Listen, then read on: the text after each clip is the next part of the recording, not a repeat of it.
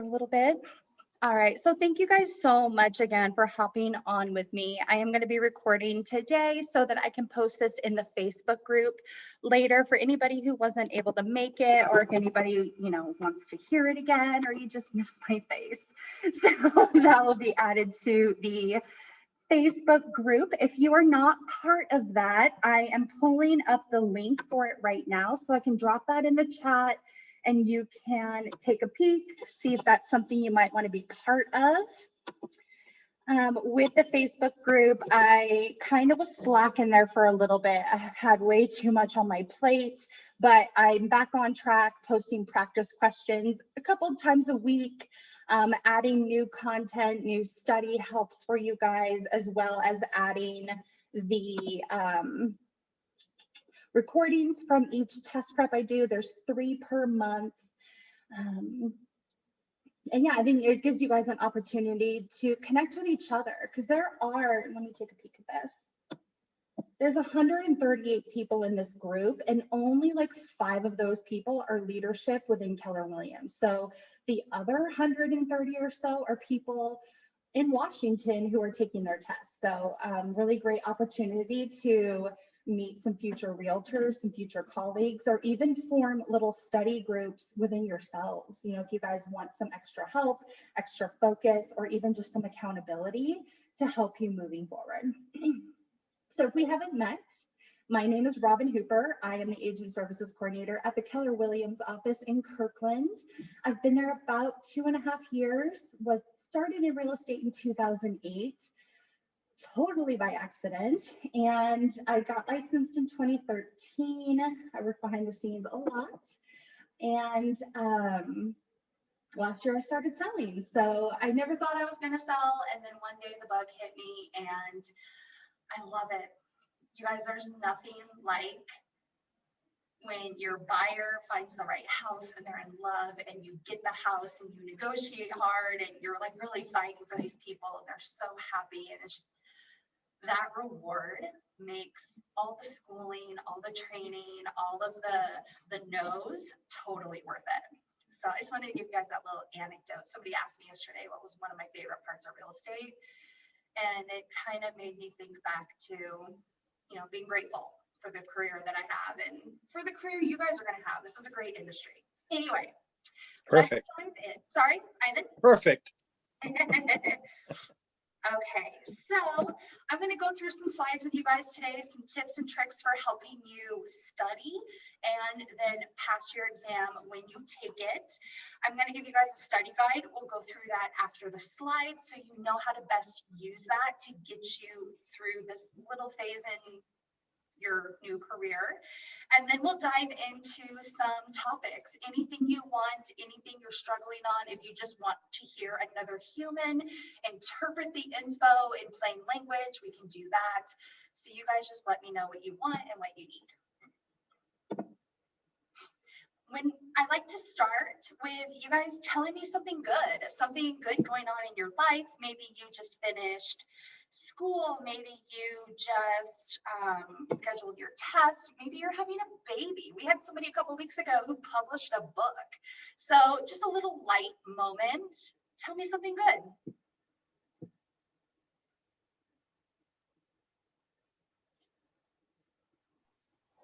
Yeah, I'm Tina Goswami. Actually, I start my school Rockwell in January 11th. And I passed my Rockwell exam, and now I schedule my final state exam on 9th March.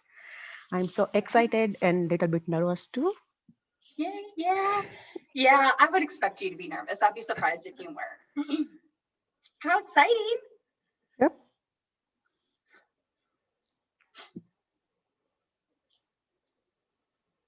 Anybody else have anything they want to share? Okay, we will go ahead and move on. Okay, so I want to start with some study tips. I've been doing test prep for a little over 2 years. And so I've had the opportunity to talk to a lot of you guys that are going through all the same things, various family and life and job situations that you're working with as well. And I've been able to see some patterns and pitfalls or where people are kind of getting stuck. And one of those places is how you study. I think that for many of us, it's been a minute since high school or college or since you were studying for something. And it takes a minute to get back in the rhythm. So I did some research into some studies about studying and the most effective ways to do that. And so I've had a lot of people say to me, oh, I read the chapters over and over again, and it's just not sticking. And in my research, reading is not an effective way of studying. I mean, it's a great way to learn. It's a great way to pick up new information, which is why we read, right? But it's not the most effective way to really engage your brain in a memory activity. More repetition on a smaller basis versus rereading an entire chapter. That's just too much information for your brain to really stick to memory, if that makes sense, and be able to repeat it back.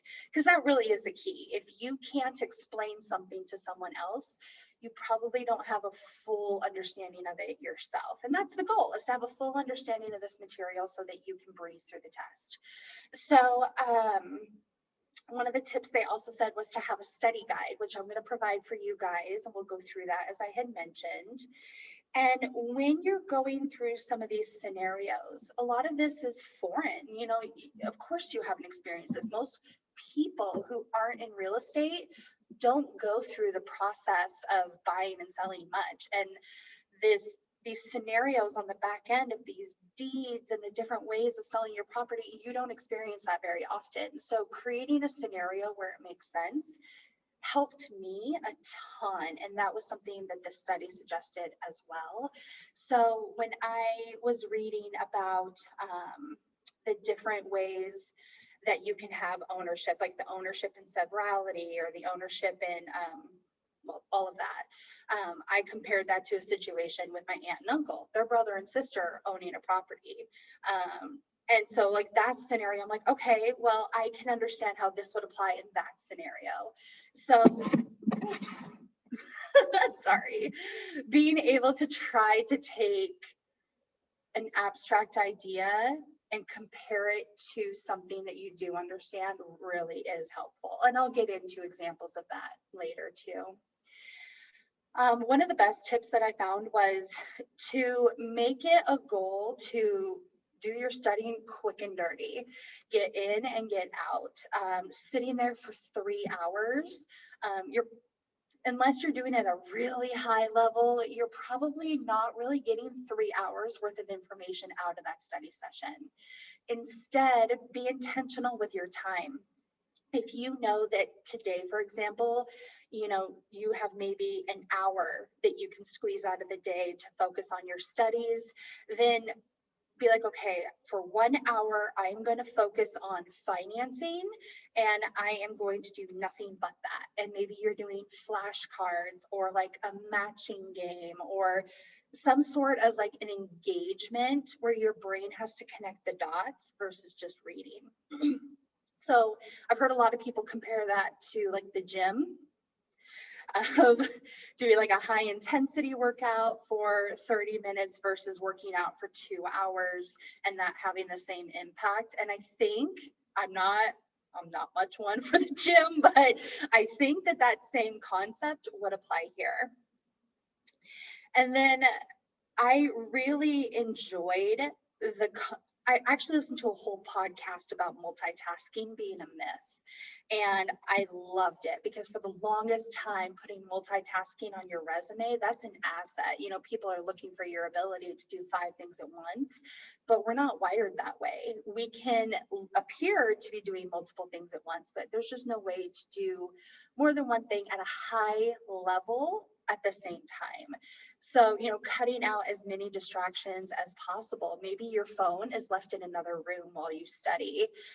If you have kids, I don't know, you guys, I don't have kids, and my heart goes out to all of you that are balancing your lives and children and school and everything happening. So I don't have the best advice for that, but do the best you can to eliminate as many distractions as possible and focus hard. So I want to go through what you can expect if you are still in school, just finishing school, or just need a refresher, you're going back to test again. I want to let you know what to expect. So once you finish all of your schooling, submit your tests for each section, and you're done with school. You're going to get an email from AMP PSI, and they're going to invite you to schedule your exam. You'll get that about 24 hours after the exam, and you will not be able to register or see the schedule or anything like that until you're done with school.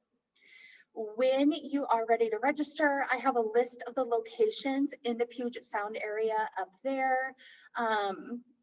With the locations, if you're married to a date, like if there's a specific day or a goal you have of getting this done and you want to test in Bellevue, but Bellevue is full, take a look at another location. It may be a little bit more of a drive, but if that gets you closer to your goal, then what's another hour or so in the car? Cover that. So once you finish school, you have to complete the test within 2 years. And that's both parts of the test. So both parts have to be passed, or you have to start school again. And then to test, it's a fee of $138.25 paid to PSI. And that is something you pay each time you take it. So on the exam itself, there's a total of 135 questions. There's 100 for the national, 30 for the state, and then there's 5 trial questions that aren't graded, and they're using them as like test questions for future versions of the exam.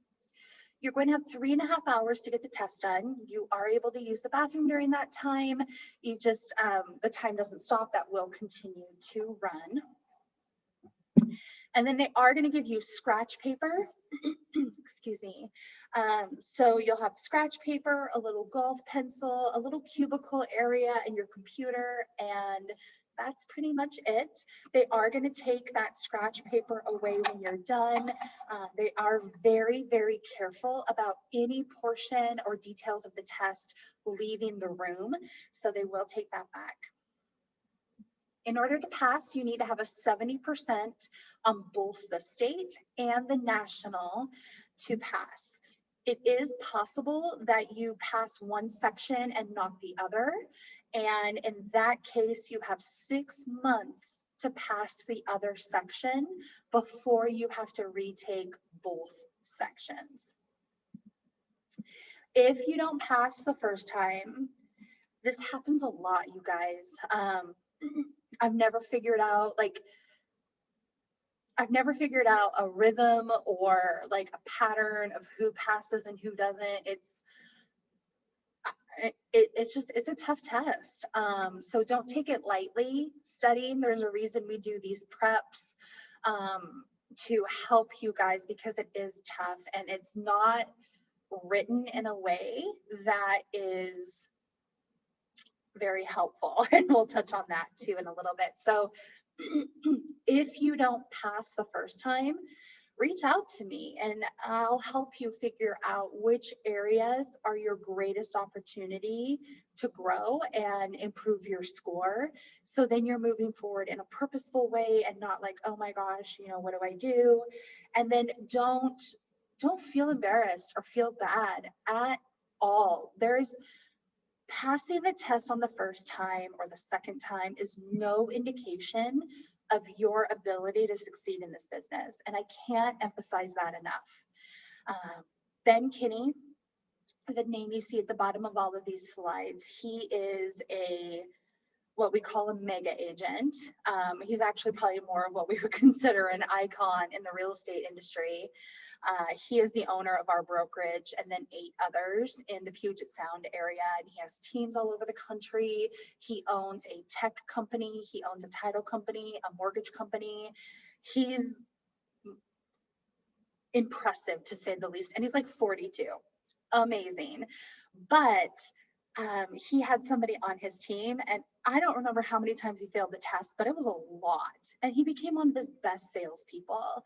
So please don't get discouraged. Don't feel like, well, I didn't pass, this isn't meant for me, because I don't think that's true. And also, a lot of the material you're learning on this exam, you're not even going to use it in your career, which is so unfortunate. But truthfully, this information is so much drier than a lot of what you're going to learn in your career. So just stick it out. It's just a moment in your career. The day of your exam, what you're going to be able to bring with you is really just three things: 2 forms of ID and a basic calculator. For your ID, you need to have something with your photo, like your driver's license, and then something with your signature, so like a credit card. Double, triple check that you have these before you leave. I'm not sure, I don't remember who it was, but somebody showed up to test last week and they had like put their ID in their pocket the night before and forgot and didn't check, and then they couldn't test because they didn't have their ID. For the basic calculator, I mean basic, like dollar store calculator, if it's programmable or anything like that, they won't let you take that in, and then you'll be without a calculator. So super basic. Anything you have with you, backpack, purse, wallet, hat, coat, watch, they're going to take all of that away from you and put it either in a little backpack or a locker and secure those. So I do suggest traveling light. Take as little with you as possible just to expedite. And then if you're wearing a lot of layers, they will ask you to, minimize that. So don't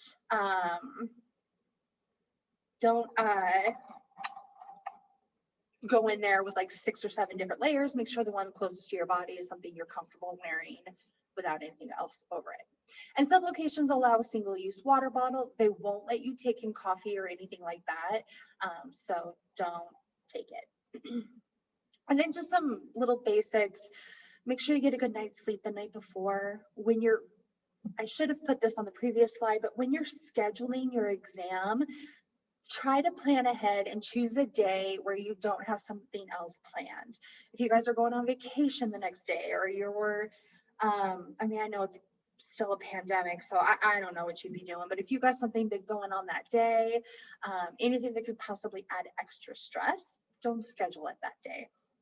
Make sure you have a snack so you're not hangry. Make sure you know where you're going. Check for traffic when you get up in the morning. If you are late to the exam, even by a minute, they won't let you in. They are militant in their rules. So be on time, be a little early. Make sure you have gas in your car. Alrighty, so some tips and tricks for you guys. The absolute best advice I can give you, and I cannot stress this enough, is to slow down and go through the test slowly. There's no race. You have 3.5 hours. In the 2 years I've been doing this, one person took up all that time.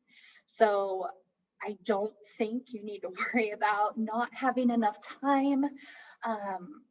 Oftentimes, the questions are worded in a way that are tricky. They're worded to not help you figure out what the answer is, but to make you think harder about what the answer could be. So slowing down and really carefully reading those questions is really important, so you're seeing that. And with the questions too, oftentimes they have more than one right answer. So if you were just really quickly breezing through the information, you're like, I've seen this practice question 10 times, I know the answer, and you just like autopilot click it, there could be another answer there that's a better answer. But if you don't read all 4 answers, you wouldn't know that. And it's been a while since I took a test, but thinking back, I'm 100% guilty of that. I was always like the first one done, but didn't do very well. So nobody cares if you're the first one done or anything like that. Just my very best suggestion is read the question, read all 4 answers, read the question again, and then through a process of elimination, find the right answer.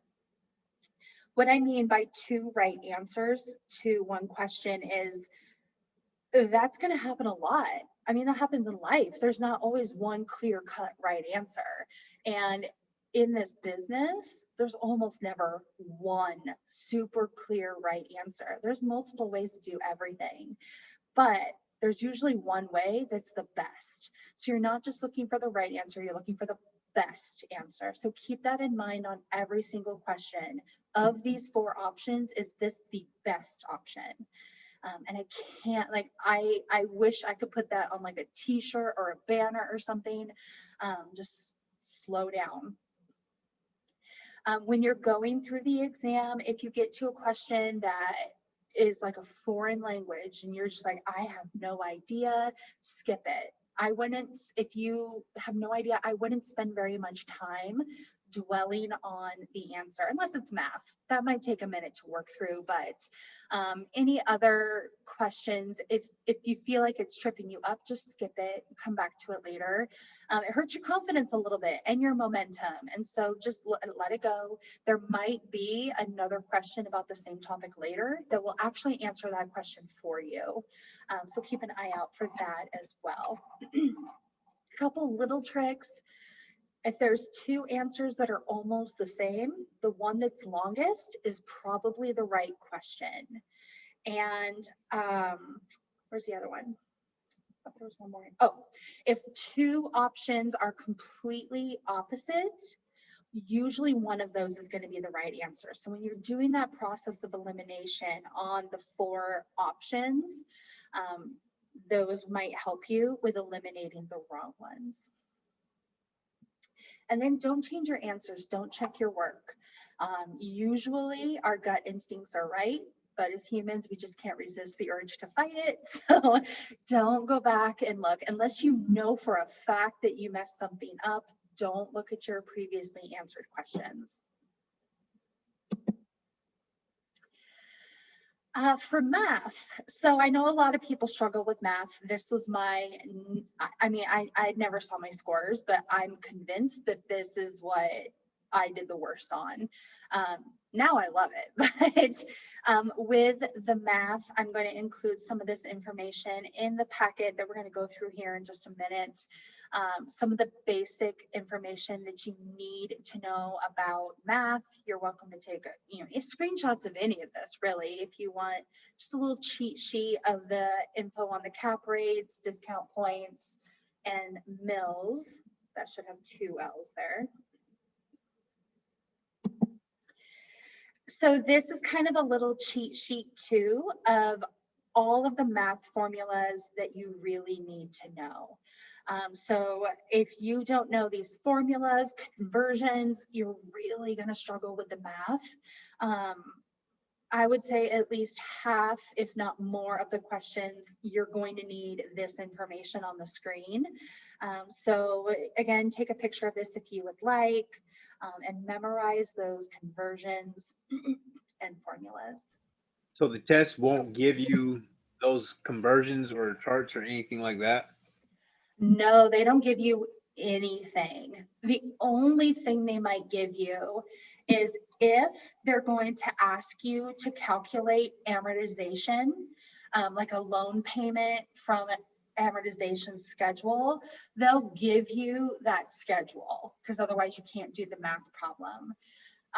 But if you don't have that when you sit down, they're not going to be asking you that question. But other than that, no, they just give you blank papers. So you do need to know all of this by heart. Nice.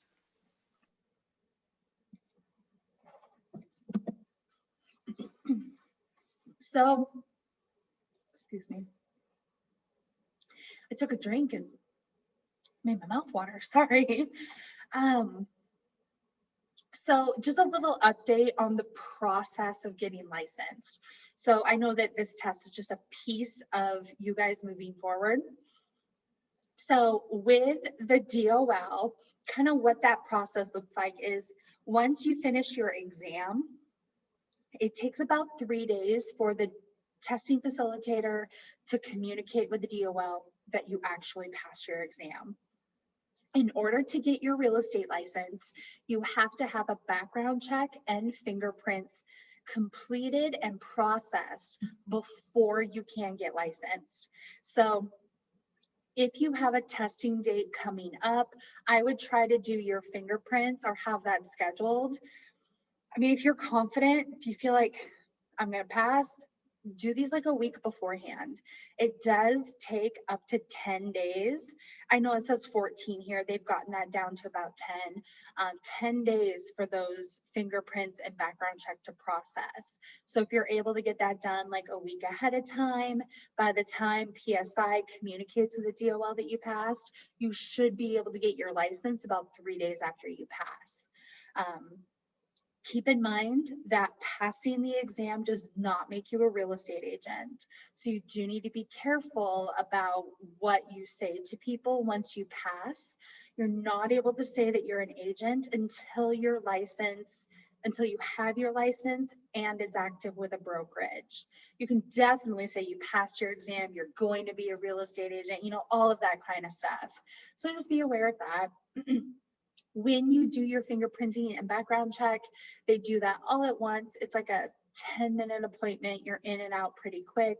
I have the website here. There is a phone number here, but I would go to the website. It's pretty easy to schedule. And the cost to get that done is just under $43. When you get your license, every 6 years, they will require this to be updated. And the biggest reason for this is, as real estate agents, we have access to thousands of houses, and they want to make sure that the people who have access to people's homes should have access to people's homes. So they're just making sure they're not giving out licenses willy-nilly. So this is a screen that I would also take a picture of. I'm going to give you something similar to this in just a few minutes in PDF format, but on this slide, I have a breakdown of all of the topics that are covered on the exam and how many questions there are per topic. I put these in order of greatest to least so you can see what the priorities are when you're studying. So on the national portion, again, this is 100 questions. There's no percentages here because percentages, you know, are equal to the amount of questions. So with contracts, 17 questions, the biggest portion of the national exam. And really, but these like top 3 here, these are 3 that you're really actually going to use in your business. So having an excellent knowledge of contracts will not only help you on this exam, but also in your career. When you add these together, you can see that these ones right here are almost half of the exam. So hopefully this really helps you guys in directing your studying. You can see down here, like leasing and property management, 3 questions. I probably wouldn't even study it, truthfully.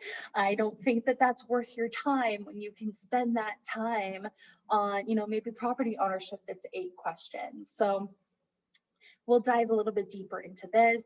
And then the state portion, again, that's only 35 questions and the breakdown of all 35. And again, we'll deep dive into this in a moment. Okay, that moment is now. So what I'm going to do is, give me just a moment. I'm going to upload a packet into the chat. And I'm also going to open it on my screen.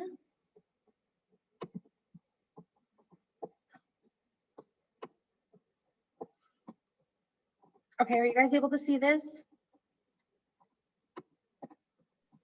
Yes. The test prep handout? Yep. Thank you. Perfect. All right, this is also in the chat so you can download it and save it to your computer. So this packet has a little bit of a summary of some of the information we've gone through, as well as the study guide we talked about. So these images here These came from AMP PSI. So they provide this information to everybody. This isn't anything that I scraped up or found in some secret place. It's right on their website.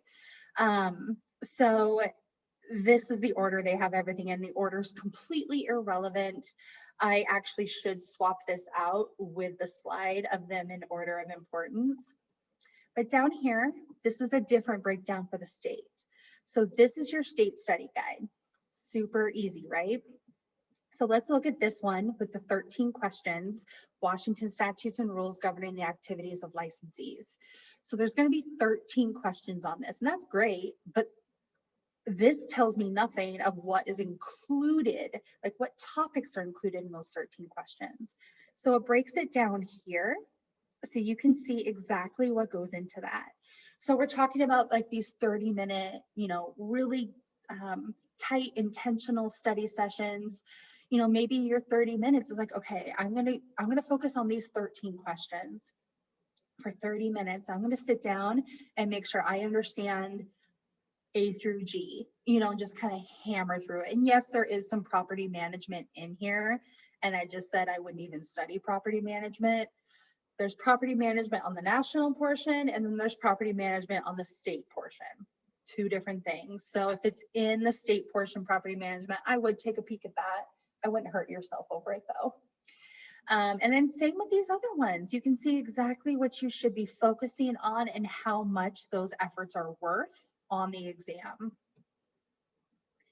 Now for the state, or excuse me, the national portion, they have a little bit more of an in-depth breakdown. So these next 2 pages, I'll zoom out on this so you can see, really details or breaks down what you should be covering. So contracts was the highest number of questions. And so I have that pulled up over here. So contracts, we'll touch on this in a second, but they're testing you on a few different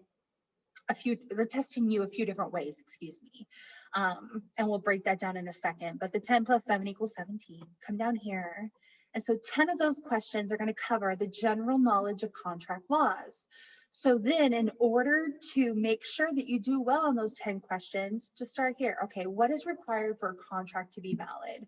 Okay, well, mutual consent, capacity, making sure you understand what those things are. Void, voidable, unenforceable, executory versus executed, bilateral versus unilateral. So just go one by one and make sure you get them. And this will be so helpful in you guys using your time in the best way, being able to get back to your families or watching Netflix or doing whatever it is that you do in your spare time.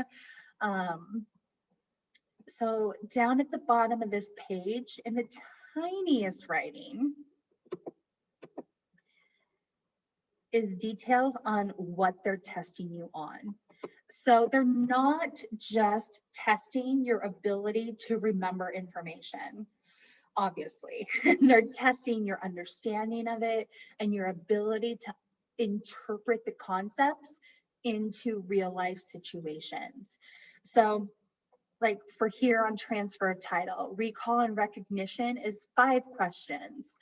So what does that mean? Basically, your memorization of the information. If you're able to tell somebody like, what is an amortized loan? Like, what is the definition of that? That's recall and recognition. Whereas with the application and analysis, so with application, that is interpreting the info. So not like super complex, but being able to take that definition or that scenario and turn it into, we'll take that information and understand how it applies to a scenario, if that makes sense. Like how you might, man, trying to think of an example always throws me off, but hopefully that makes sense. And then analysis is using your judgment. Like, okay, if I were in this situation, how would I handle it? What's the best way to handle it? So that's the part where there's the multiple answers and you're trying to find the best answer, the best solution. So I think knowing how they're testing you, and it's not just memorization, it's interpretation, it's an understanding, it's an analysis of the data, is super helpful so that your brain is working in those different ways. Oops. So then on this page, this is just a summary of the information we already went through. On this page, a little bit more of the math need to know stuff. So the days in the month, I didn't have this on the slide. This is something that you need to know for the proration problems, because you will absolutely have at least one tax proration problem on your exam. And I wish I remembered the name of the person who told me this, but a couple weeks ago on test prep, I was like talking about the days of the week and how there's a song, but I don't feel like it seems like a song because it didn't rhyme. But he taught this. So let me turn my hand around. So if you're looking at your hands, you've got this, bear with me. You've got your knuckles, right? So if you go through the months, the high knuckles, like your actual knuckles, are the months with 31 days. And the little valleys between your knuckles are the months that don't have 31 days. So like January, February, March, April, May, June, July. And then you go over to the other hand, and if you had them like this, so go July, August, September, October, November, December. I thought that was brilliant. So if you guys are struggling and you don't know how many days there are in the month, start with your left pinky and count your knuckles and in between, skipping your thumbs, because July and August both have 31 days. So those pointer finger knuckles are July and August. I thought that was brilliant. Up at the top, so I remember when I was in school, I struggled with lessor, lessee, mortgagee, mortgagor, all of that kind of stuff. So I put together this little chart here in my brain back in the day.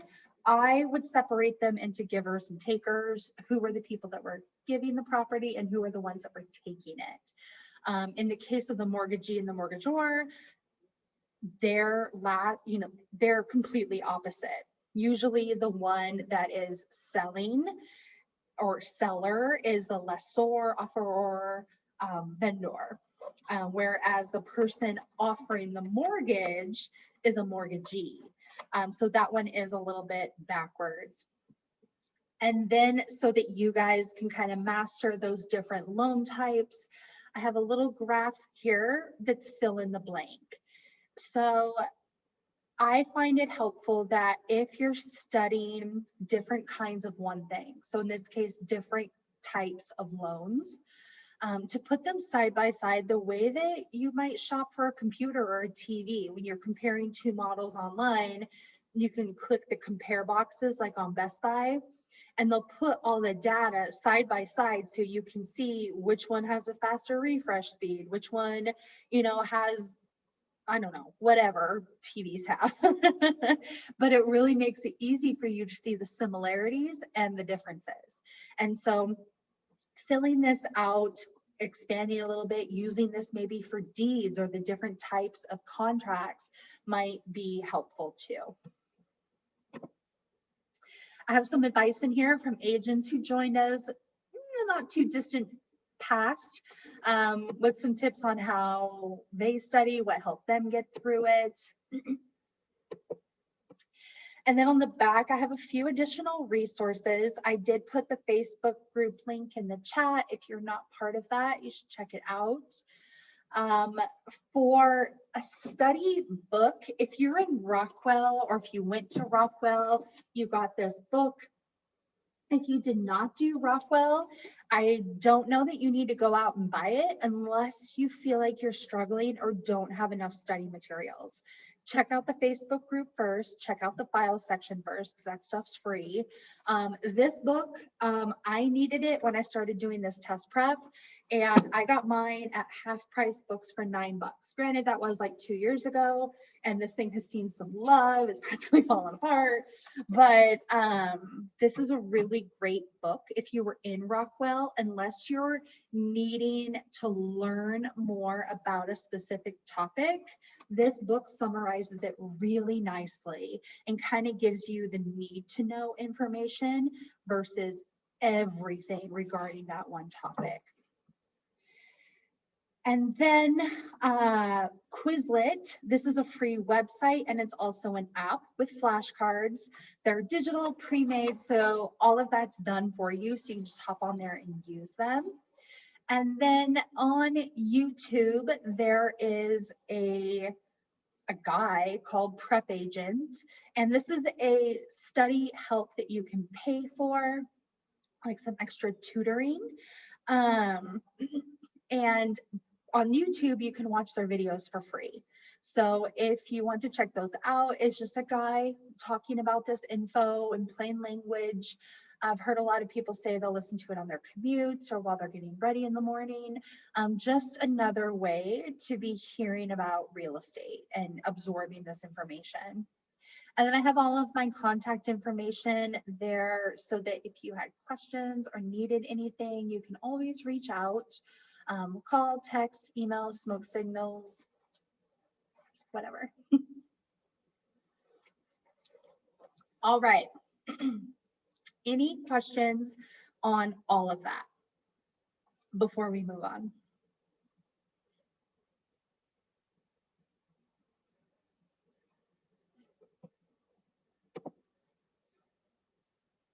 Okay. So you guys tell me, what would you like to talk about? Is there anything that you're struggling with? Anything that, like any one question that you're like, I just don't understand why this answer is what it is? Anything I can help you with? It sounds like Joseph has might want to do state. I'm not entirely sure. I would like to do state. Okay. Yeah, there's not very many resources out there for state study help. Like Prep Agent covers the national stuff, Quizlet covers the national stuff, but nobody covers the state. Yeah, so we can definitely go over that. I was just gonna say, if anyone has Anki, the app for flashcards, I have for each section of the exam, like specific categories of flashcards, and one of them is the state section. So you can, with Anki, you can take other people's decks. So I also did that.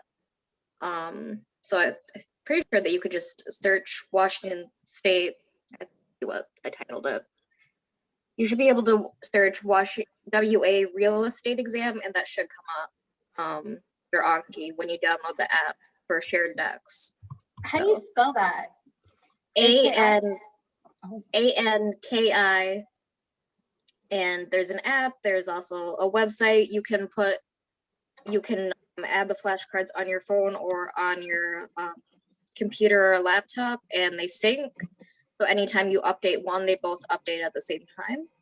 That's why I like it, is that I probably have like 600 flashcards because I took other people's decks too, and you can delete the ones that you don't need, or update them or customize them. So that's been nice. I've never heard of that. Thank you. Yeah, so if you guys need that, I have it. Thank you so much. Yeah. Anybody else have any questions about anything in particular before we dive into state? That's the only request I had, so I can definitely do that. Yeah, financing, like all of the loan stuff, I guess. All right. But it's okay if we can't do that today. I think we have enough time that we could probably do financing and state. Okay. All right. I'm going to start with state since that was our first request. All right, so because of that, let me share my screen again. Excuse Excuse me.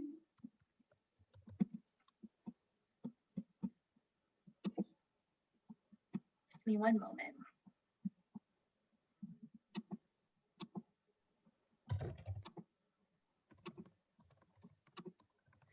Okay. Are you guys seeing the state breakdown on your screen? Yes.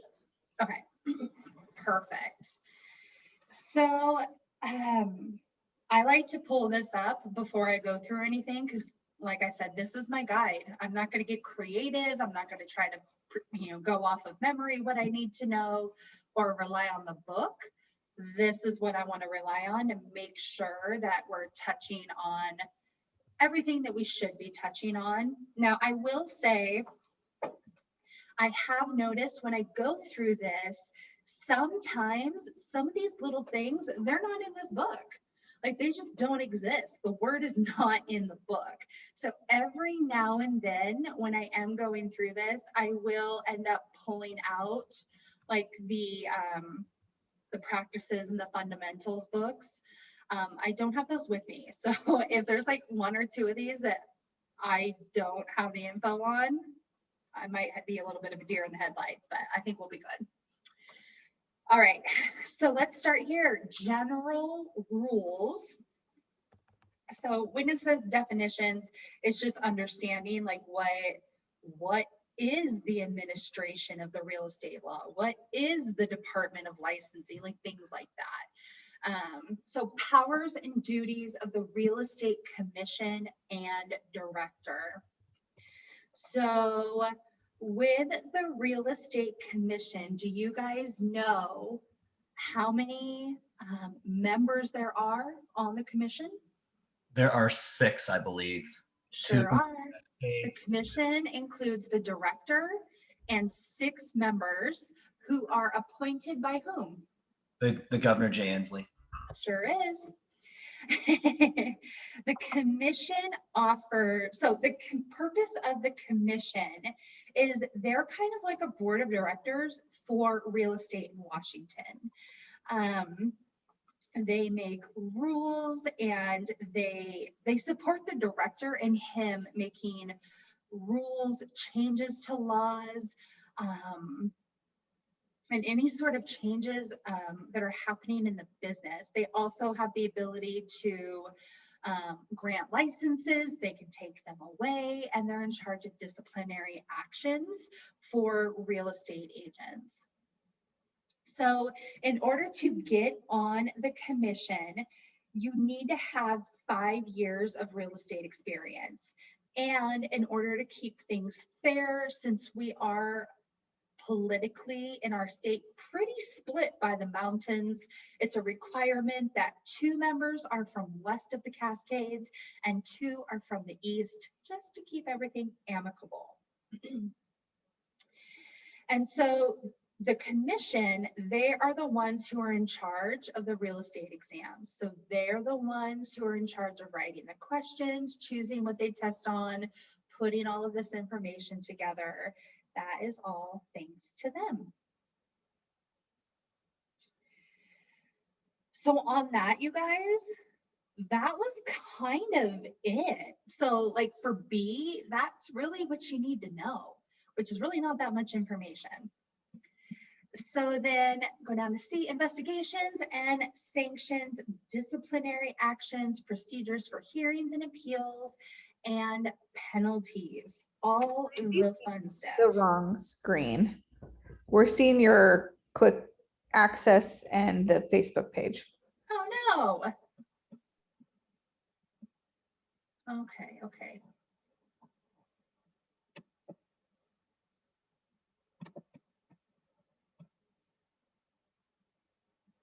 Is it right now? Yep, now we're seeing the test prep handout 1 PDF. Sorry, guys. Thank you. I don't know where my chat box went. Maybe you guys were putting that in the chat. There it is. Yes, this is being recorded. And do they usually get super in-depth in rule enforcement and penalties, such as how many days to report an infraction or how long to schedule an appeal? Are those numbers worth remembering? Yeah. Yeah, they really like to test you on timelines for like the contracts. So oftentimes, if they're giving you timelines, especially with the licenses, we'll go through that too. But yeah, not all of it. But the unfortunate thing is, you don't know what they're going to ask. You know, you don't know what timelines they're going to ask. So that is something that, yeah, you'll need to commit to memory. Okay, so investigations and sanctions. One second.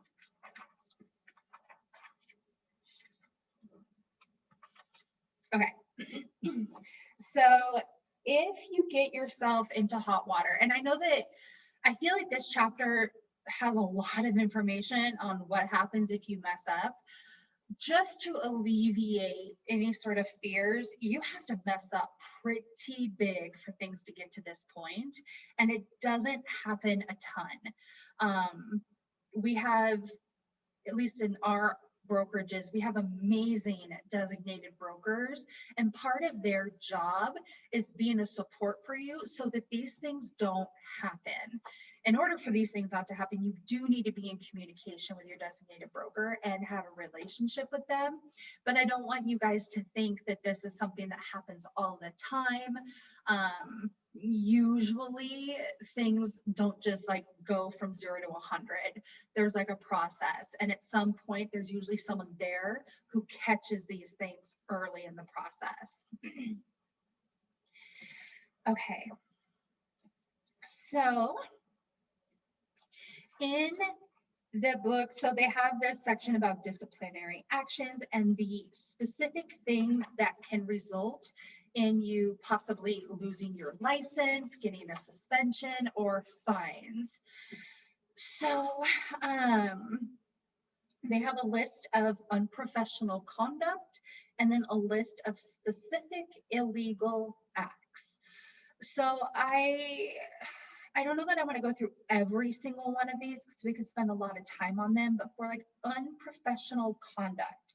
So these are things that maybe aren't necessarily illegal, but they're definitely lowbrow, a little bit below the requirements of our license. So moral turpitude, basically lying, dishonesty, any sort of corruption, deceptive advertising. If you are misleading people, if you're not putting on your ads that you're a real estate agent, if you are not staying educated, if you are practicing real estate, if you're writing contracts and you have no idea what you're doing, you can be disciplined for that. It's a requirement that we keep up on our continuing education and we stay up to date on form changes and law changes, and your brokerage will keep you informed of that, but it's your responsibility to stay plugged in. Misrepresentation, like if you are going above and beyond the scope of what you're licensed to do, if you are crossing that line of practicing law, because we kind of toe it. If you are a managing broker, which I know none of you will be, but if you have a managing broker and they're not properly supervising you, they can be punished for that. And then illegal acts, conversion, anytime you turn a client's money into your money. If you say that you're part of a realtors association and you're not, that is illegal. Like if you say, oh, I'm a member, I'm a realtor, it's actually illegal to say that unless you've paid your realtor dues. It's an organization, not just a title, which is interesting. If you are getting paid or getting kickbacks for any sort of referrals to contractors, lenders, escrow people, we're not allowed to do that. Huge violation. And if you, If you are talking to a potential client, or if you're talking to another agent and you don't disclose that you're an agent and you let them believe that you are unlicensed, then that is also illegal. So I would go through this list and just be aware of those things. I didn't break all of them down. So for disciplinary procedures, usually there's an investigation to see if you actually did what you're accused of, a hearing, and then there's some sort of a follow-up action, a fine, as I mentioned, or suspension of your license. So if there is an investigation, and so let's say you're accused of accepting a kickback. Maybe somebody heard that you were referring a home inspector and they would give you $100 for every inspection you referred them to. So an agent finds out, they tell their designated broker, and then the designated broker has the obligation to report that to the state. So there would be an investigation looking into whether or not you actually did this, and the director decides based on that investigation if they will be moving forward, if there was an actual violation. So a statement of charges is written, the director reads over, and then at that point, the licensee receives that statement of charges if they're found to have been in violation. So there doesn't have to be a hearing. The director can just issue a discipline, and the licensee can take it, or they can request hearing. So that might be if they disagree with what was in the statement of charges, or if there's more to the story, if there was a misunderstanding, they may be like, wait a minute, you know, let's talk about this. So they'll request a hearing, and that must be done within 20 days of that statement being delivered to the licensee. If the licensee does not request a hearing, much like in regular court, you don't show up, you're guilty, and then you move forward with the charges. So once a hearing is requested, it needs to be ASAP and at least 30 days after the statement of charges. So they have 20 days to request a hearing, and then the hearing has to take place at least 30 days later. So no sooner than 30 days. Then if they can prove that the person actually, the licensee did what they were accused of, they actually did accept a kickback, whatever excuse or reasoning they had was not valid. Maybe they're like, well, it wasn't so much that, you know, he was giving me the money, you know, if he procured an inspection, it was just if I shared his name, it wasn't like he was, you know, some play on words that where he still did the same violation. So then sanctions would be ordered where the director decides which punishment would be most appropriate. So as I mentioned, that could be a million different things. You could be told you can't practice real estate for a year. You could be told that you're going to need to do additional ethics training, or that you need to do another 60 clock hours for the year, or pay for something,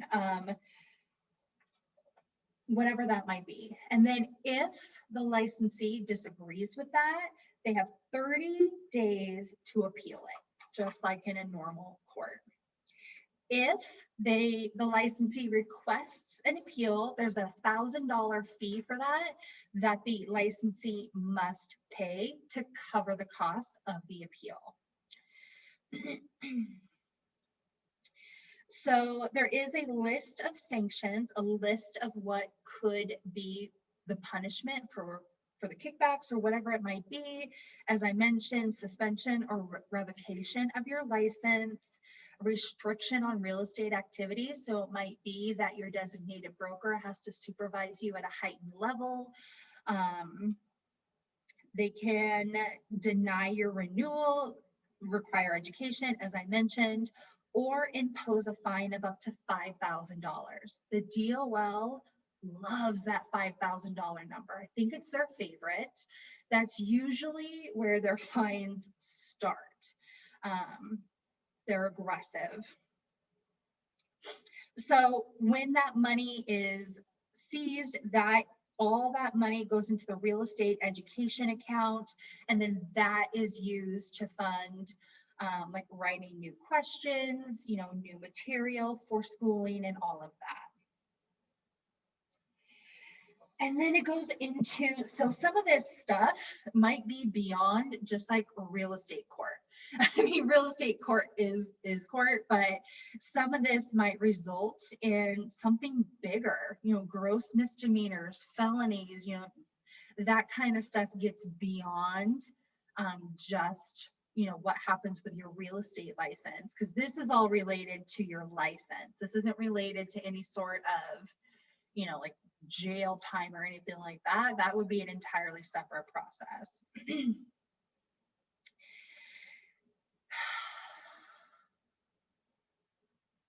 So I want to point out on here, so over here in this 13 question section, prohibited conduct and reasons for disciplinary action is here. But over here, they're talking about disciplinary action. So some of this stuff even duplicates, which is super nice. Okay.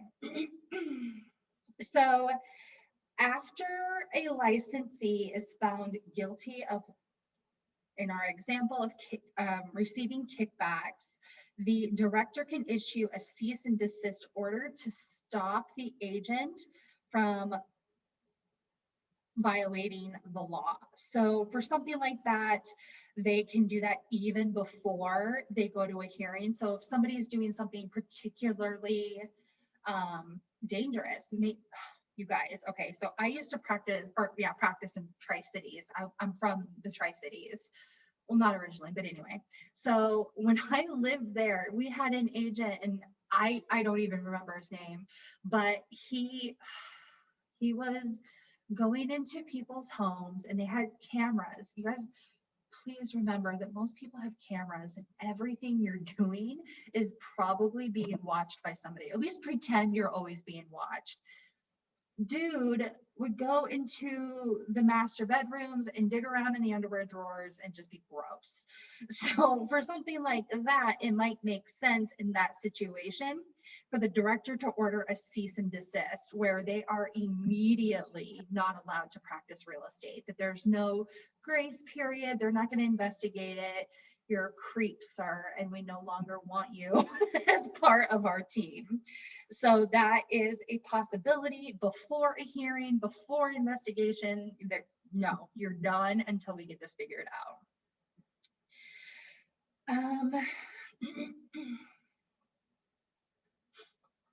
I think that's probably a decent coverage of that. I didn't go through absolutely everything. I do want to touch on, this is a question I see a lot. So if you as an agent in your personal life, this doesn't have to be anything to do with real estate, but if you have had a criminal complaint, an indictment, a conviction, a civil court order, any sort of judgment entered against you. Let me back up. The criminal complaint, indictment, and conviction, those you need to report to the real estate program manager within 20 days. So those are non-related real estate activities. So if you go out and you get in trouble for something non-real estate related, it can still affect your license, obviously. But if you get into a civil situation or a judgment that is related to your license, you need to report that. Now, if you get into a civil lawsuit in your personal life and it has nothing to do with real estate, you don't have to report that. But if it's civil and relating to your license, or if it's a judgment related to being in real estate, then that does have to report it. And again, that's to the real estate program manager within 20 days. And then the Real Estate Research Center, the last one, I'm pretty sure that's on the first page of this chapter. You find it.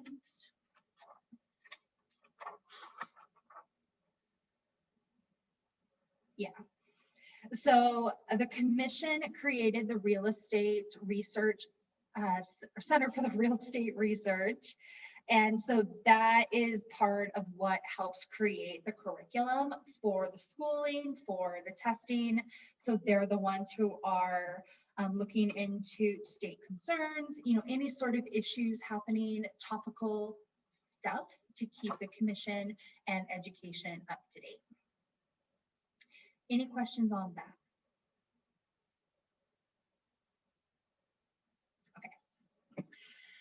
So let's go down to section 2, licensing requirements.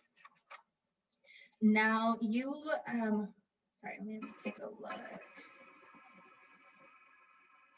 Christian, you had asked about the date or yeah, the timelines. This is one section where they really get you on the timelines.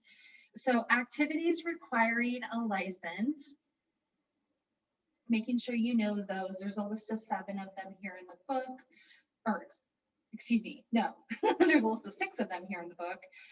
Anytime you're offering property for sale, offering for someone to buy it on someone else's behalf. So if that's why for sale by owners, or FSBOs we call them, that's why FSBOs don't need to have a real estate license. They're not representing anyone but themselves. If you're negotiating leases, negotiating sales, 1031 exchanges, which I don't think any of the material covers, any sort of negotiation of property, that also requires a license. Part of what our license covers is the sale and negotiation of business opportunities. So when you do get your license, that encompasses the sale of businesses as well.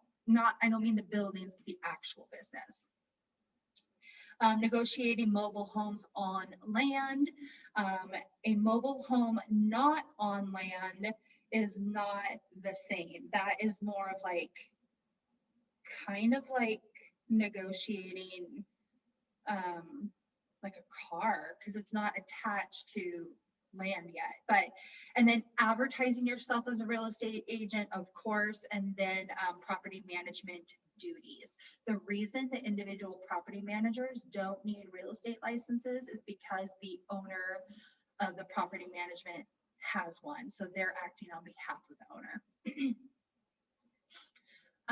Eligibility for licensing. So to get your real estate license, you need to be 18 years or older. You need to have a high school diploma or equivalent. And then you have to take 90 hours of real estate education, as you know, including 60 hours of fundamentals, 30 hours of practices, and then you have to pass the broker's exam. So those 4 things are the requirements. Applicants from other jurisdictions. So this is talking about license reciprocity. So if you, like, if you get your license in Washington State and you move to Florida, but you're coming back and forth a lot. We actually have a couple people in our office that do that. They got their license here and then they went to Florida and they got their license there. Most states, not all states, have the option where you can just take the state portion of the exam in that state. And then you're good to go. So you don't have to take the national, you can just take the state. All the fees and all that stuff still applies. So that's how that is handled. Types of licenses. There are 3 types of real estate licenses. Does anybody know what those 3 are? Broker's license, commercial license, and managing license. Close. There's a firm, a brokerage license, like the firm license. There is a managing broker's license and a broker's license. So the broker's license is the first license that real estate agents get for the vast majority, that's the only real estate license you get. So let's kind of dive into that a little bit. I feel like you guys are going to be fairly familiar with those requirements since you're going through them now. Well, actually, we kind of already did that, huh? We sure did. Well, so with your broker's license, as we talked about with the tips and tricks, you have to do the fingerprints and the background check. And then for the purposes of the test, they talk about an interim license. So I always am nervous to tell you guys about things that are different in the wild than they are as you're seeing them in this material. Interim licenses do not exist anymore. They're gone. The material just hasn't been updated yet. But for the purposes of the test, you might need to know that an interim license was good for 45 days. So like after you passed your exam, you would mail in a form to the DOL. And then after you postmarked that, you would be licensed for 45 days until it was processed on the back end. They don't do that anymore because they don't mail anything in anymore. And actually it hasn't been like that in about 10 years. I don't know why they haven't updated it, but they just did away with the interim licenses. And for a managing broker, there is no interim license because they're going straight from a broker license to a managing broker license. So there is no period where they're unlicensed. So the interim just isn't needed. So then with the managing broker's license, in order to get that license, you must have had your real estate broker license for at least 3 years out of the last 5. So you had to have been full-time in real estate for 3 years before you can get your license, your managing broker's license. To do that, you have to do more schooling, another 90 hours. For the 90 hours of the managing broker's license, they require 30 hours of advanced real estate law, 30 hours of brokerage management, and 30 hours of business management. So the reason someone might get a managing broker's license is because maybe they want to run a team or they want to be the designated broker. In order to supervise a broker, you need to have a license superior to theirs. So having the managing broker's license allows you to manage brokers. So if you are, maybe doing really great in your career in a few years and you're having all these sales, so many people that are wanting to work with you, you're just killing it. You might get to a point in your business where you're like, I have too many leads. I can't help all of these people myself, and I need to bring somebody in that can help me. So you can absolutely do that, but you have to have that managing broker's license first. And then after schooling, you have to go through the exam, similar to what you guys are going through right now, same sort of process. With both licenses, every real estate license expires every 2 years. And to renew that, you have to have continuing education, clock hours, CE, whatever you want to call it, as well as paying a fee to the DOL. So that you guys are aware, the fee to get your license is $146.25, and it has been that way for as long as I can remember. And so you pay that every 2 years. For the broker license, to renew that, you need 90 hours of education for the first renewal.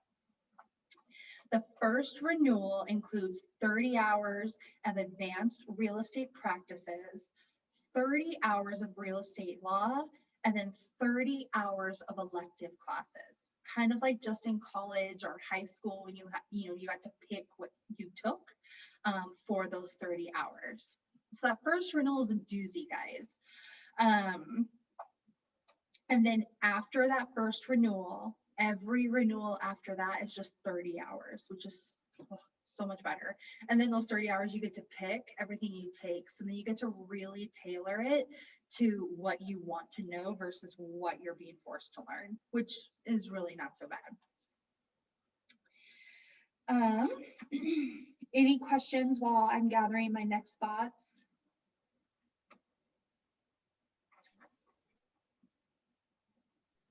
I don't have to take another exam for a renewal, right?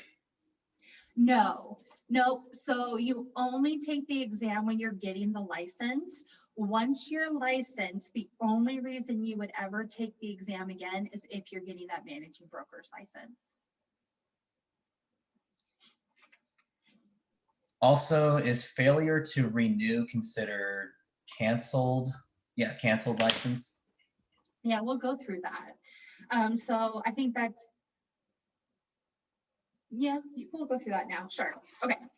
So with your license, so if you miss your renewal date by, a couple days, couple weeks, whatever, you'll have to pay a late fee. It's actually really not that horrible.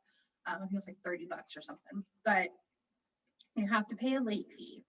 Now, when you get past that 2-year date, your license is considered expired. So that would be your license status is expired. You can leave your license expired for 1 year before it's canceled. So 1 day after your expiration date, you're expired, and you can stay expired for 1 year. At that 1 year mark, your license is canceled.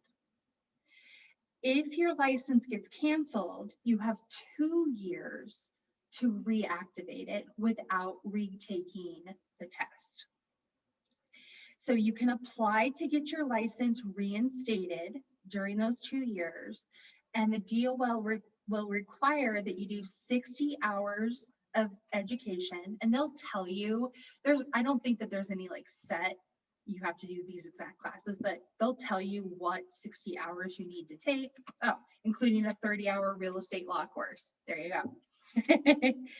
And then you're going to have to pay your renewal fee like normal, but you're also going to pay every like late fee or back fee so that financially your license is brought current, so that financially it's as if you had been licensed the whole time.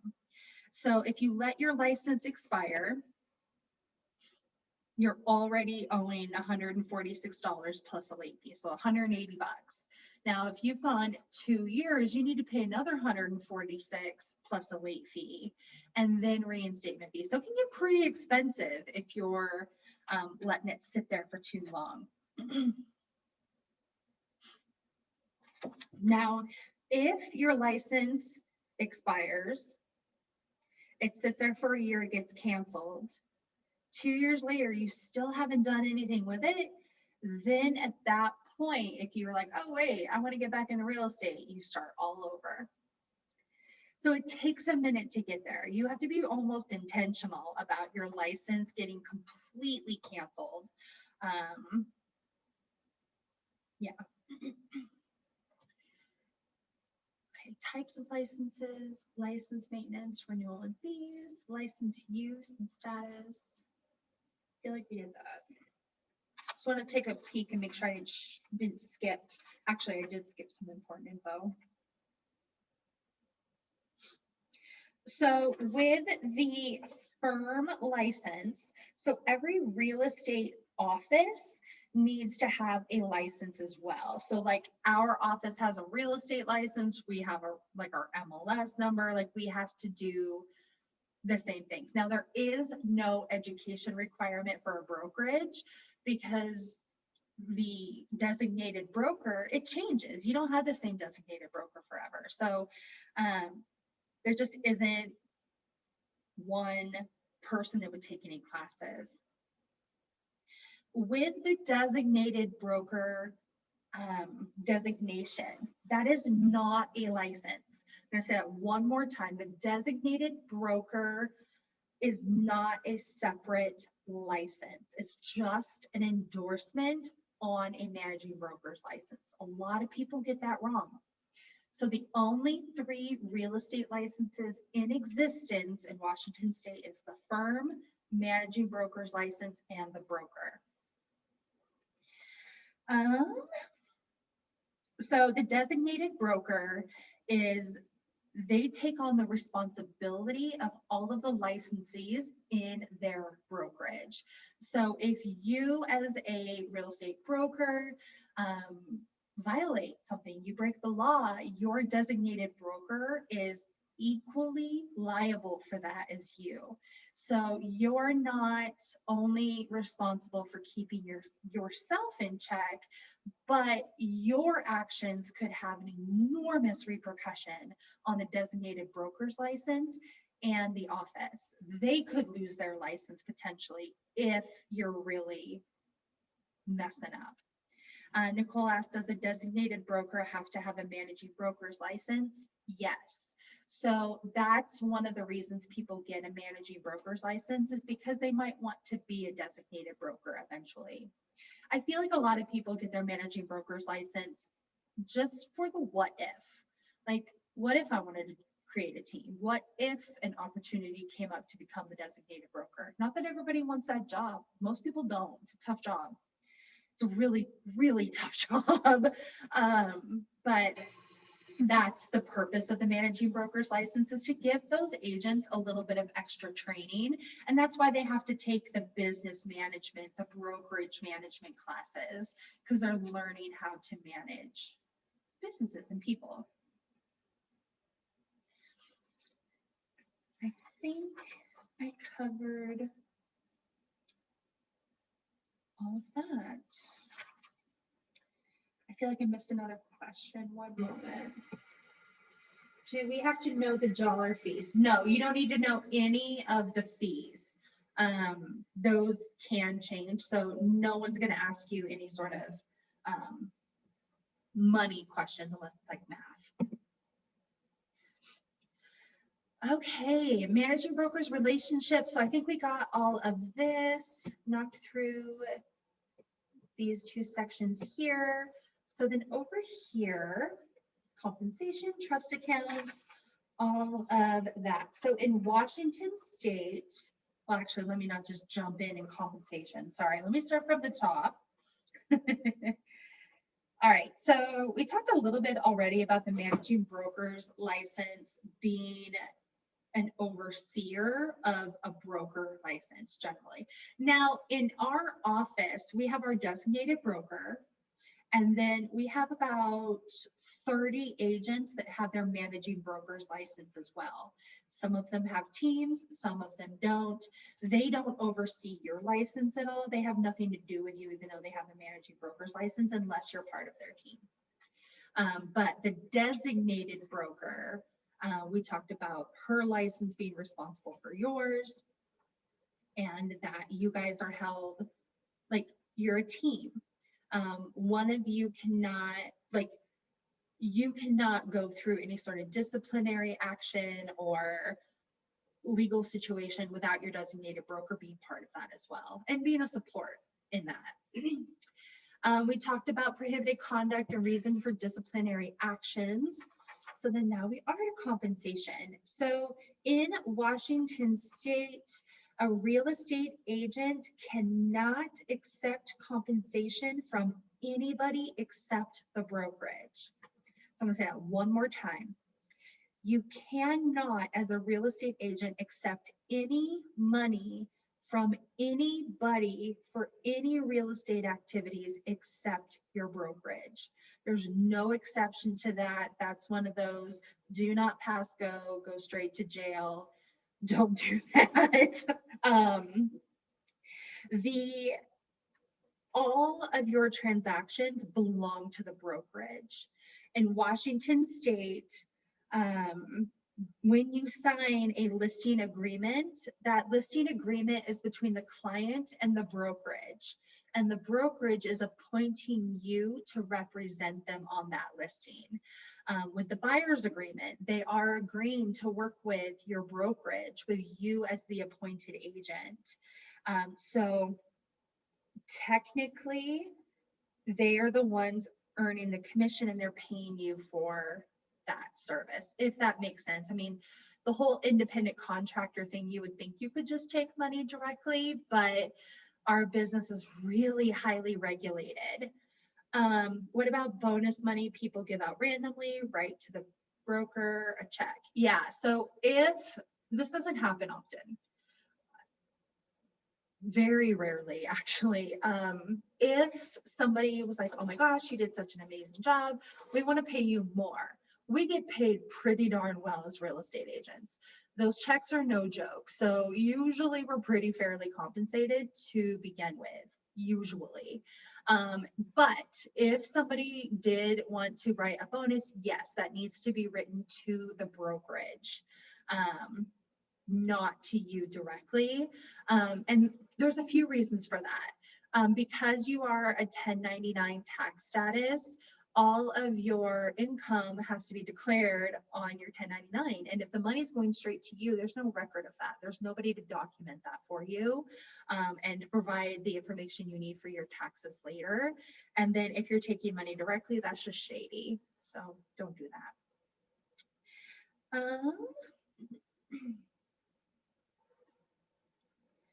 Let me make sure I didn't miss anything.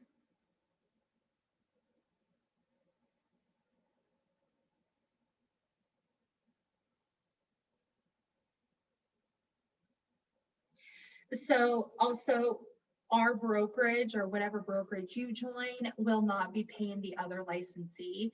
Each brokerage is responsible for paying their own agents.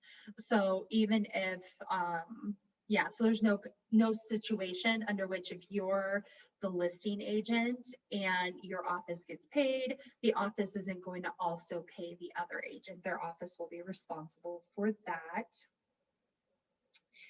If your license is not active, like let's say you put together a transaction, something happens, and you decide halfway through the transaction that you're going to get out of real estate for whatever reason, unless you have an active real estate license, you cannot get paid. So your license has to be active until after you get paid. You can't just pull your license in the middle of a transaction, because unlicensed people cannot be paid for real estate services. And an inactive license, even if you have a real estate license number, if it's not active with a brokerage, you don't have a license. An inactive license is equal to no license. So that is one of those little kinds of things they would ask you on the exam. And then flip side of that, you have the same transaction. If in the middle of the transaction you decided you wanted to go to a different brokerage, totally okay. You would still be entitled to your commission. Any questions on that? Okay. I'm going to fly through these last couple of things so then we can get into financing. So handling of money and trust accounts. I'm going to give you guys a quick overview of that. So trust accounts and monies is almost always referring to earnest money. Actually, I don't know what else it would refer to. So it's earnest money. Earnest money, as I'm sure most of you know, is the money that your client pays, your buyer pays at the time of writing an offer or mutual acceptance of their offer, showing that they're serious about buying the house. Basically, how much skin do they have in the game? There's no specific amount of money to write that to, but the handling of that is very, very important. So having a paper trail documenting every time that check changes hands. If you are handed the check, you need to create a receipt for that. And there's a form for that. You don't need to get creative. It's already there for you. When you hand that money to the escrow company, they need to give you a receipt. If your client is wiring the money directly to the title company, they're going to generate a receipt. So there's always a paper trail. There has to be documentation of where that money has been and who touched it. One of the bigger things they're going to ask you about is commingling of funds. That's a big no-no. Some brokerages have trust accounts where if you're representing your buyer, they need to write their earnest money check, they'll just write it to the brokerage. And so that money would go into a separate account specific for only client earnest money. Nothing else would be in there. So the office can't pay their bills from there. They can't pull money from there to put in another account. That money remains untouched except for 2 reasons. Well, 3 reasons that that money can be touched. 1, the earnest money is being distributed either to the title company or back to the client if they rescinded on the offer. 2 would be to pay your commission. The reason this might happen is if the brokerage is holding, let's say the earnest money check is $10,000. They're holding this $10,000 check at the office. And let's say your commission is $20,000. So instead of the brokerage sending $10,000 over to the title company so that they can turn around and send $20,000 back to the brokerage, they say transfer that 10 from the trust account into your commission account. We'll send you another 10, you're good. So they'll give instructions, written instructions on how to move that, giving permission for it. So that is another reason the money might move from there.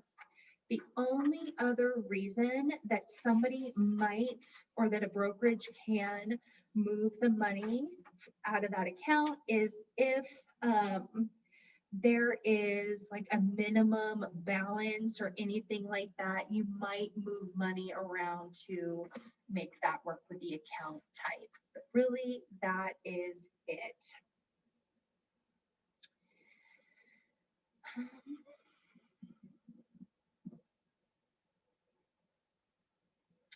I think I'm going to stop there on state stuff since we have a little over like about 25 minutes to go through financing. I know we didn't get through everything, but I hope that that was at least helpful on that. Do you guys have any specific questions about what we just went over before I skip topics?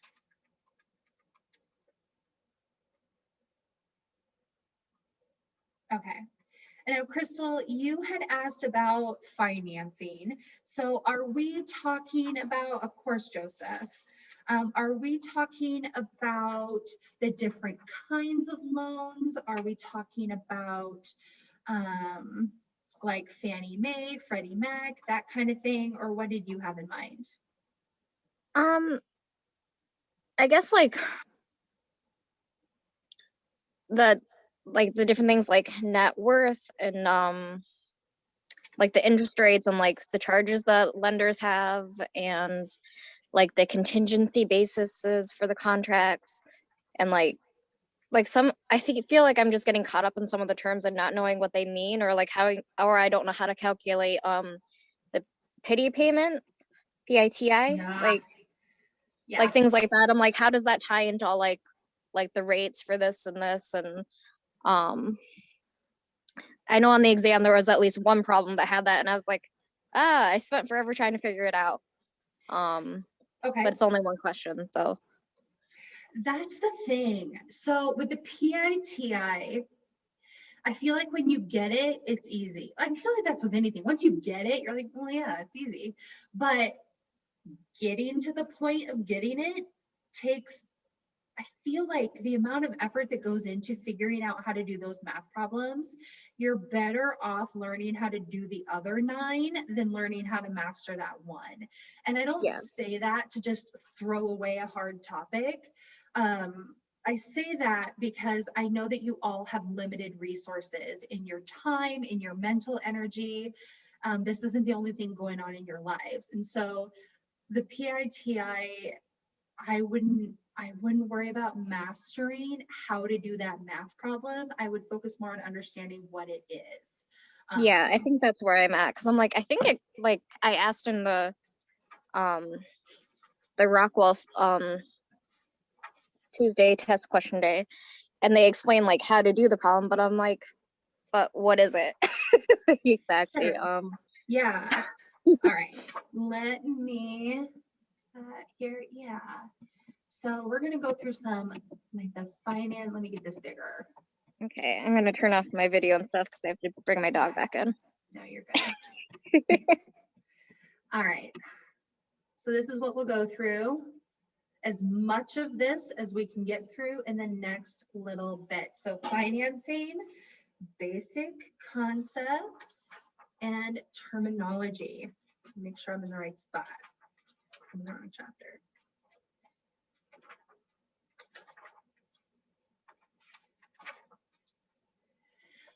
Points. All right, we'll start with discount points. All right, so when you go to apply for a home loan, or the consumer goes to apply for a home loan, the lender that they speak with is going to, pull up their credit, look at a whole bunch of different factors.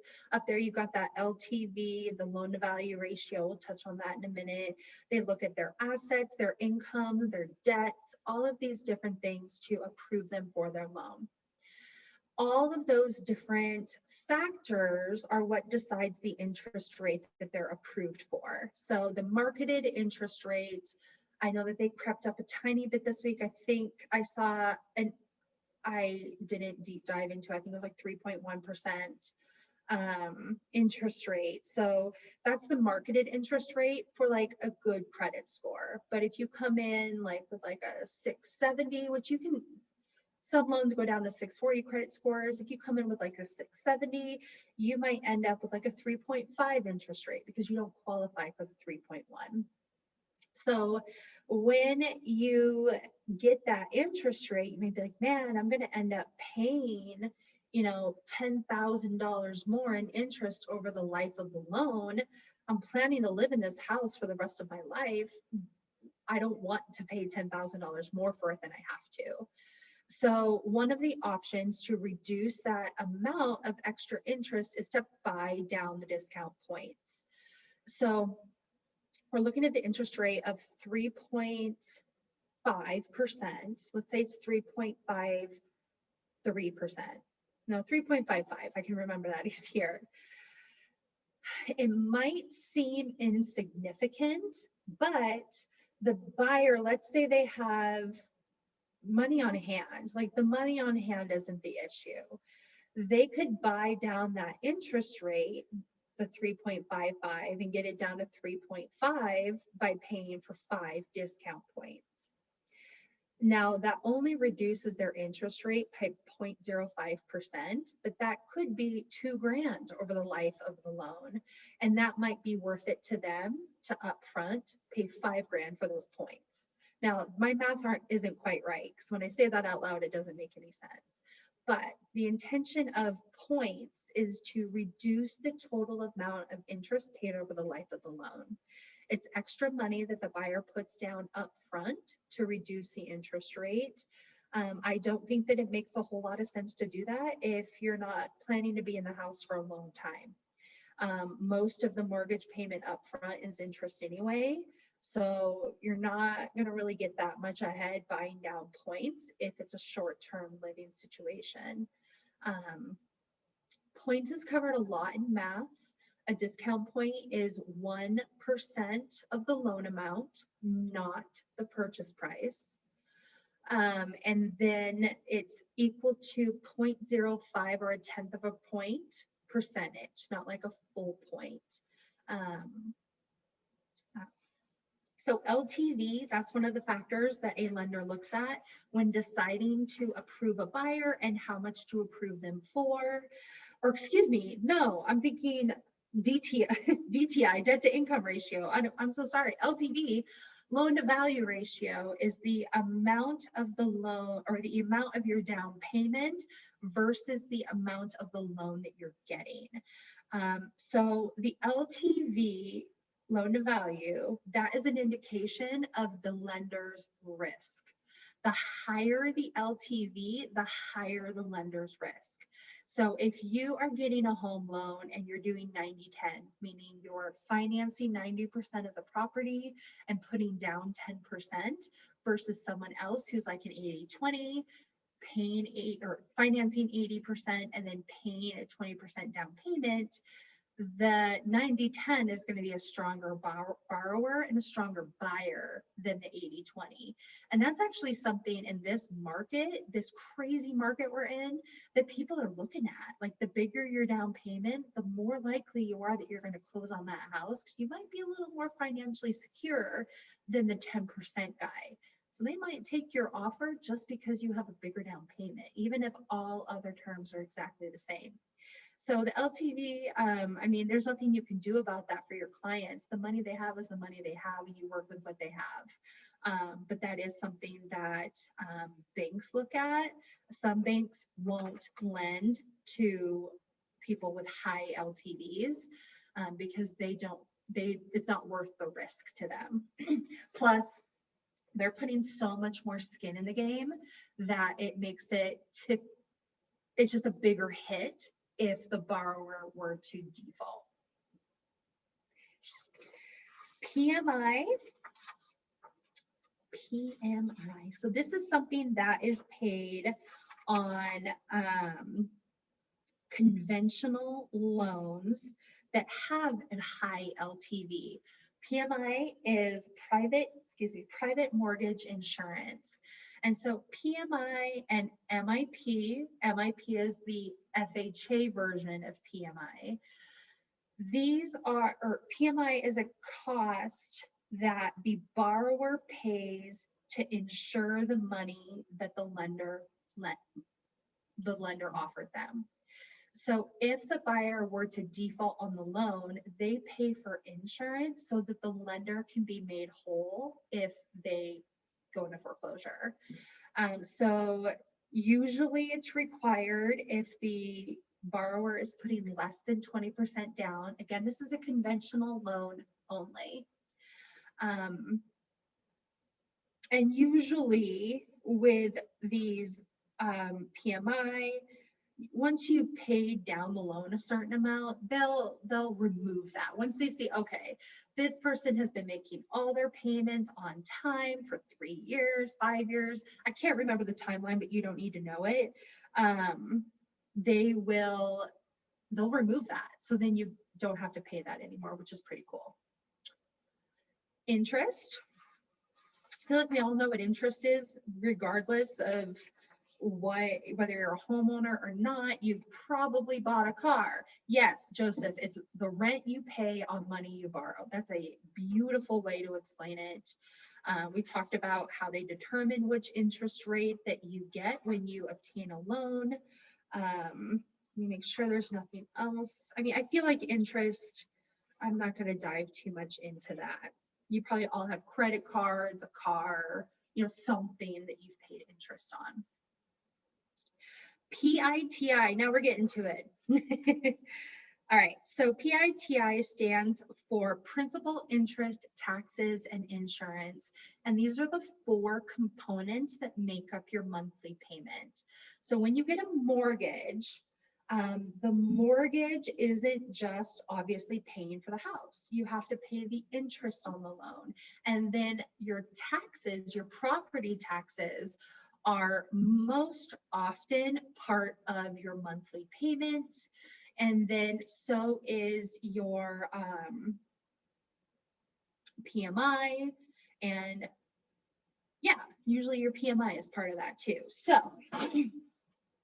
they take a look at all of those things that make up your monthly payment. And I know that we talked a little bit about that math problem, but there's usually like a chart or a graph.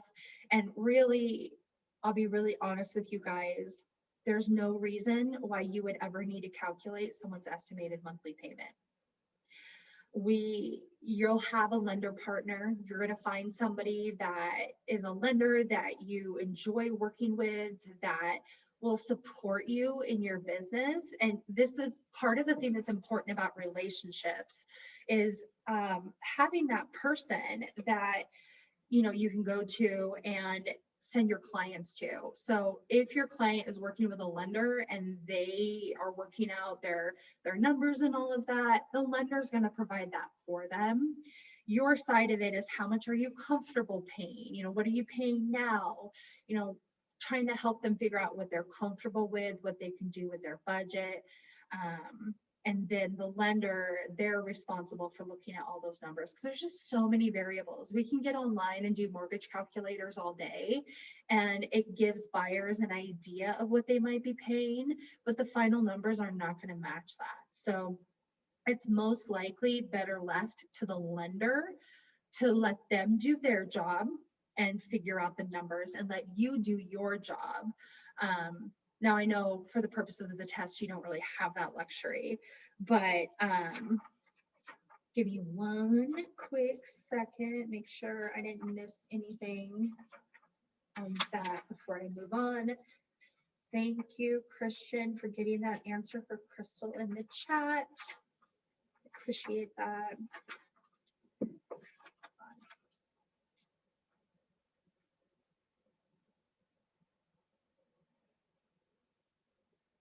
Was that helpful, Crystal? I know I didn't really say much about that, but Yeah, I think I just get confused by like all the different financing terms, like because there's quite a few. There's so many, yeah.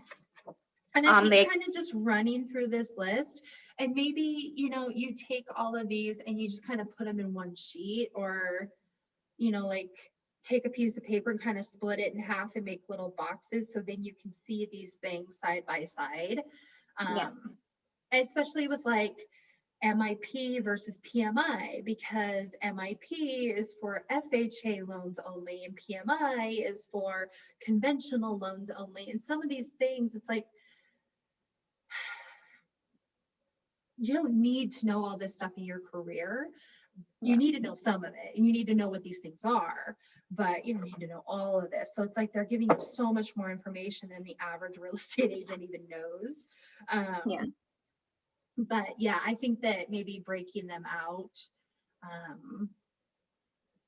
Yeah, I had to do that for RESPA and TILA too, like, because I'm like, what the heck is even the difference between these? And one is federal and one is all loan types. So there you go. Yeah. Like, oh, okay, there's just a subtle difference, but Right. yeah. Truth in advertising, is that when you don't put anything in that's false, or like you have to include all the terms? Is that? Say that one more time. I'm so sorry. In advertising, I didn't remember what that was either. That's somewhere on here. Truth in advertising? Uh-huh. Oh, yeah, I can help with that. I couldn't remember that one.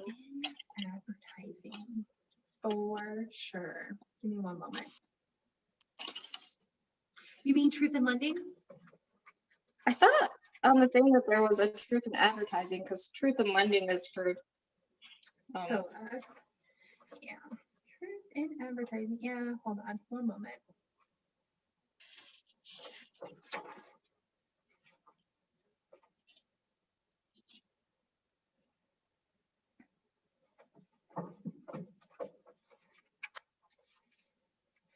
I don't think there is, unless I'm missing something. Hold on.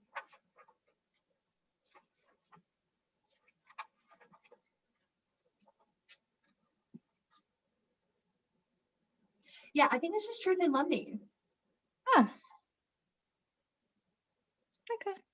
Are you thinking maybe TRID? I don't think so. But is it maybe the advertising requirements within like the truth in lending? Maybe. Let's take a look.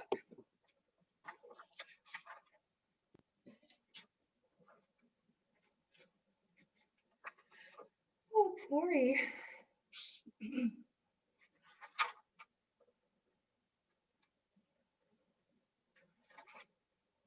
Yeah, maybe.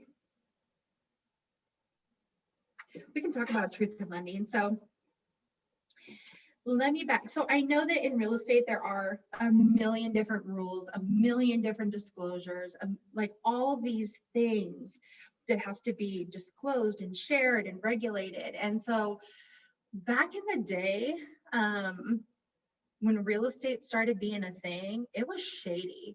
Like real estate agents were not known for their integrity. They're kind of like sharks, you know, it was the Wild West. It wasn't like it is now. It was unregulated and people did whatever they wanted. And that's why, and we don't have it as much anymore, but that's why people used to not like real estate agents. They were smarmy. You couldn't trust them. And the lending was no different. Like it was just everybody out for themselves. So then like the National Association of Realtors and all of these companies started like regulating, you know, getting real estate to be a legit business. So then that's where a lot of these regulations came in that prevent us from towing the line of getting back to where the industry once was. So with the Truth in Lending Act, this is required so that the borrower, and again, this is for the loan side, this is not something that we facilitate or really even get involved in, but it's something to be aware of. So on the lender side, this is to be sure that the consumer understands the cost of obtaining credit, to be very, very clear on what it costs to borrow the money, the closing costs, what they're going to have to bring to the table, just being very, very clear on where all of that money is going. Lenders used to, and not all of them, of course, not all of anybody is any one thing, right? But there were lenders who were padding their fees and not disclosing it. So they'd be like, oh, I'll throw another 500 here, another 200 here. They're not going to see this. They don't know. Well, now it's required that when a consumer gets a loan, that they have to receive a breakdown of the costs associated with that loan. So this is not specific just to home loans. TILA applies to any time that you are obtaining credit. If it's being paid in more than 4 installments, is subject to finance charges, and is for $55,000 or less, or it's a property.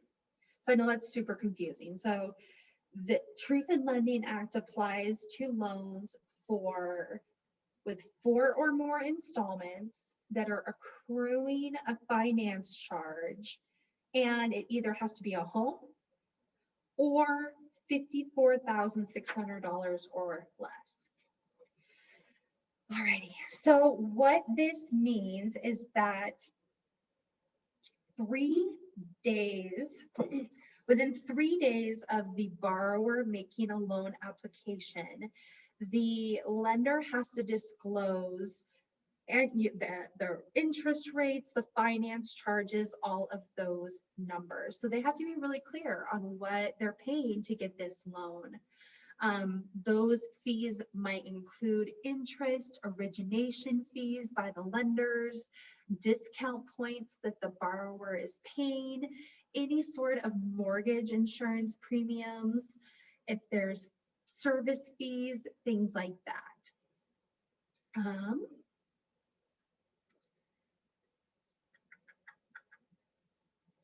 Now with that, so the Truth in Lending, that is provided within 3 days of getting the pre-approval, and then the borrower reviews it again before closing.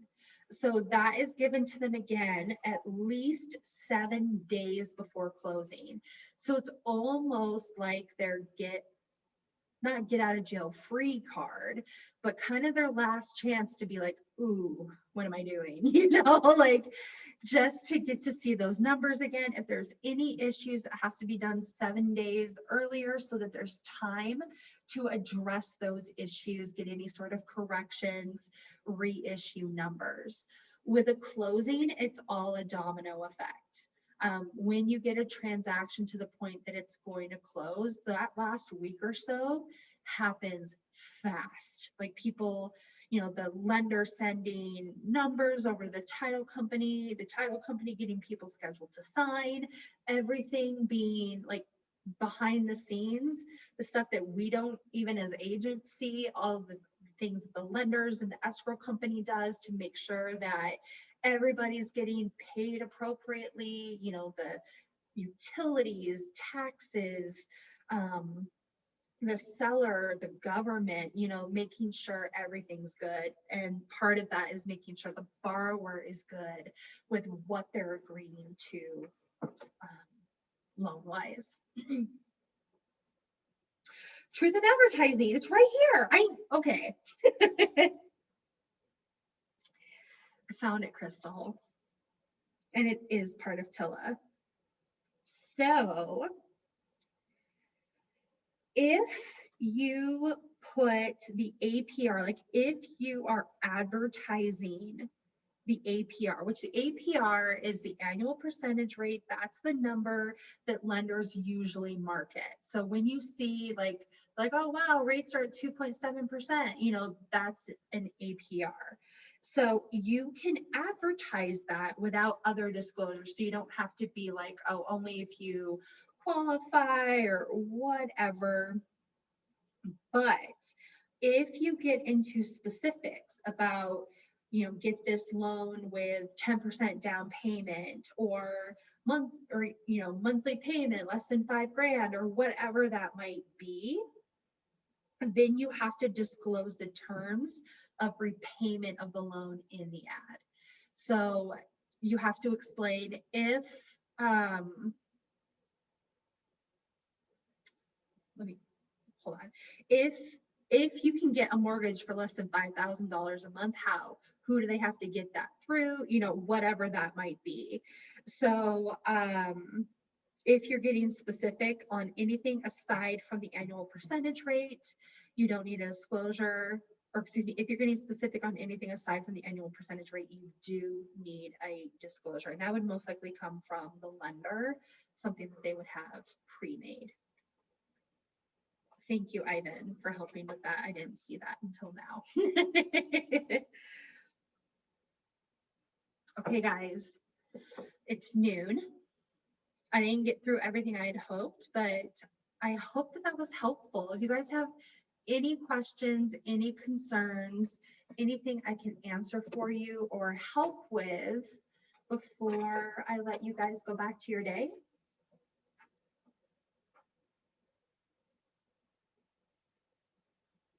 Not a thing? That was All good right. to see. Thank you, Robin. Yeah, you are most welcome. So I am going to be doing another one of these on Thursday at 5 o'clock. I don't have a topic in mind. We'll probably breeze through the tips and tricks and stuff at the beginning and then dive into a topic. So if you have anything in particular that you would like to go over, get more info about, you can text me, you can comment on the Facebook page, you can email me, whatever that might be. Just let me know what you need help with. I'll talk about anything. Just let me know. I will reach out to you, Robin. This is Drew. My test is Friday. Oh, yeah. Again. Awesome. Well, maybe this one will be the charm. I've been so close. Mine's So- next Saturday. My retake. I'm like, Good luck. Good luck. And thank Good you, luck to everybody. you. Robin, thank you so much. You're most welcome, guys. All right. Have a really great day. Reach out if you need anything, and I'll be back on here Thursday. Right on. God bless you, girl. All right, Thank you. You too. Bye. Bye.